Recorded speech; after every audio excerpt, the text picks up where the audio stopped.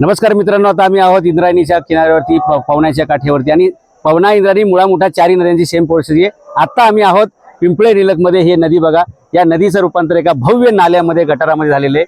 आणि इथले जवळपास 40,000 मोठमोठे वृक्ष तोडून या ठिकाणी नदी स्वच्छतेच्या ऐवजी नदी सुधार नावाचा प्रकल्प शासन राबवते. 7,000 कोटीचा धुरळा होणार आहे, 40,000 झाडांची कत्तल होणार आहे. इथले सर्व प्राणी यातले ऑलरेडी मेलेले आहेत. आणि या प्राण्यांच्या नंतर जो नंबर आहे तो माणसांचा आहे. कारण पूर्वी इथलं टेम्परेचर पुण्याचं 30 डिग्री असायचं, आता ते 40च्या वर जाते, 42च्या वर जाते. 45 गेलं की सगळे नागरिक मरणार आहेत. ज्यांना ज्यांना हे कळलंय की आपण भविष्यात मरणार आहेत आणि असं मरायचं का लढून मरायचं हे ज्यांना ज्यांना कळालं ते सगळे लोक इकडे या निषेध करण्यासाठी जमलेले आहेत. आणि मला वाटतं जेवढे लोक जिवंत आहेत त्या या ठिकाणी आलेले आहेत.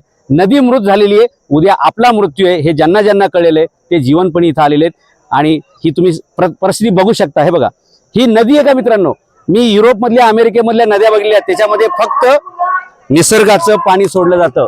पावसाचं पाणी सोडलं तर त्यात दुसरं कुठलंही पाणी नसतंय. याच्यात पावसाचं पाणी सोडलं तर फक्त गटार गटार आणि गटाराचे. आणि भविष्यामध्ये मानवी संस्कृती नष्ट होऊ शकते, अशा प्रकारची परिस्थिती आहे. मोहनजोदडो आणि हडप्पा ही 2 शहरं इतिहासामध्ये तुम्हाला वाचायला मिळतात. भविष्यात आपल्या पुढच्या पिढ्यांना पुणे आणि पिंपरी चिंचवड असे 2 शहरं इतिहासात होती आणि ती लुप्त झाली.